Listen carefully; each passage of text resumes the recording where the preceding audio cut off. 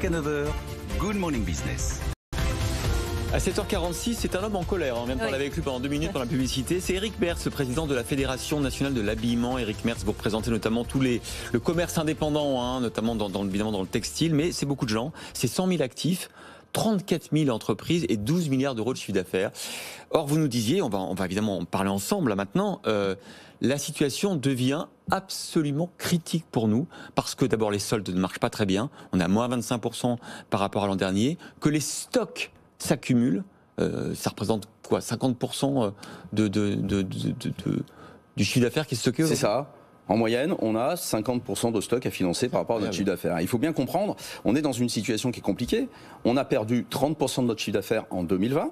C'est d'abord historique, mais juste pour vous donner une idée, c'est 2 fois plus qu'au cours des 12 dernières années. Quelle profession peut être impactée de la sorte sans être aidée? Or, aujourd'hui, nous n'avons quasiment aucune aide. C'est quoi vos aides, justement? C'est quoi vos aides concrètement aujourd'hui? Vous en êtes toutes ces aides? C'est le fonds de solidarité? C'est le fonds de solidarité qui nous a été accordé sur l'année 2020 à 2 reprises, pendant les 2 premiers mois de confinement et le 3e mois de confinement. Pour vous donner une idée aussi, ça représente 10% du montant de la perte de chiffre d'affaires. C'est-à-dire rien du tout. Et pour certaines entreprises, c'est moins de 2%. Parce que c'est 1500 et dans la dernière mouture, 10 000 euros. 10 000 euros. Mais vous n'êtes pas éligible au nouveau fonds de solidarité qui permet de rembourser jusqu'à 70% des coûts fixes. Exactement. Pour être éligible, il faudrait passer en liste S1 bis, de façon à ce qu'on puisse rester ouvert tout en étant éligible. Encore une fois, fermer, ça serait la pire des solutions. Maintenant, l'impact, par exemple, de la fermeture à 17h, je dis 17h parce qu'on disait 18h, mais c'est 17h dans la réalité, a été de 25 à 40% d'impact négatif sur le chiffre d'affaires. On se retrouve dans une situation où on est ouvert, on ne travaille pas, on le voit depuis le début du mois de janvier, moins 50% de chiffre d'affaires sur les 15 premiers jours. Les soldes, vous l'avez redit, moins 25%, un trafic en diminution de 40%, et derrière, des trésoreries qui sont exsangues, des questions qui se posent en matière de refinancement, bien évidemment, des nouvelles collections, et on n'est pas éligible au fonds. Les stocks, vous l'avez dit, c'est ce qui pèse très lourd. Le Bercy avait parlé des stocks, de la gestion des stocks, d'une aide spécifiquement dédiée à ça. Vous n'avez pas eu de nouvelles? Alors, on n'a pas eu de nouvelles. Ça, c'est décevant. Mais au-delà de ça, c'est la compréhension de notre modèle économique. Bercy n'a toujours pas compris comment nous fonctionnons. Nous avons effectivement, la masse salariale représente à peu près 15% de notre activité, enfin de notre chiffre d'affaires. On a des stocks qui représentent de 40 à 50% qui sont achetés 1 an plus tôt, il faut le savoir. Dans une loi de modernisation économique, on doit les payer sous 60 jours.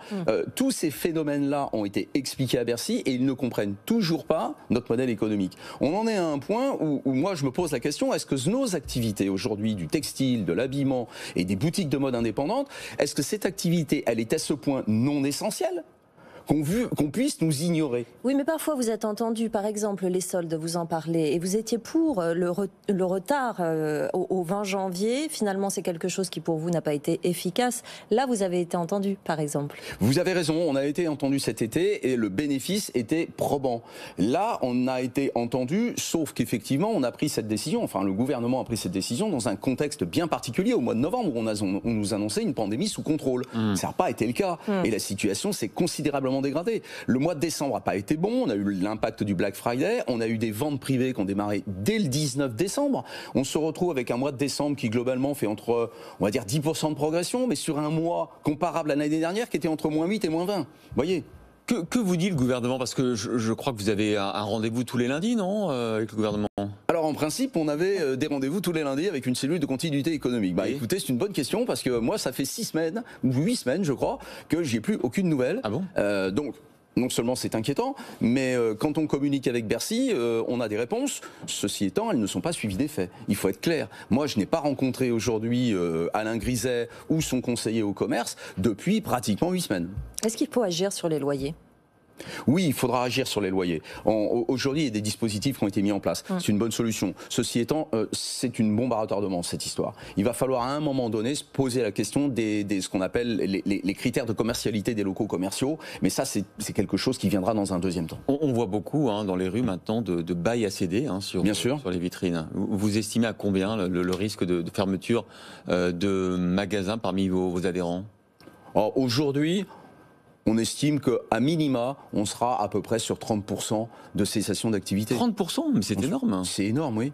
Mais encore une fois, il faut être conscient du fait que nos PGE ont couvert à peu près 2 mois de perte de chiffre d'affaires. On est à 3 mois de fermeture administrative, nos PGE sont épuisés, nos trésoreries sont totalement exsangues, on est en chute libre, les soldes ne fonctionnent pas, on ne reconstitue pas nos besoins en fonds de roulement pour refinancer les nouvelles collections, mais sincèrement, vous avez des chefs d'entreprise qui vont rapidement jeter l'éponge, ils vont dire stop, ça suffit. N'oubliez pas qu'une fois que la société est arrêtée, les dettes continuent. Les banques vont continuer à engager la responsabilité personnelle du chef d'entreprise. Donc, au-delà de la cessation d'activité, c'est un drame personnel, ce sont des drames familiaux. Enfin, il y a vraiment quelque chose. Et là, il faut que Bercy prenne la décision, d'une part, de nous recevoir, mais même s'il ne nous reçoit pas, en urgence, de classer tout notre secteur d'activité en liste S1 bis. C'est fondamental.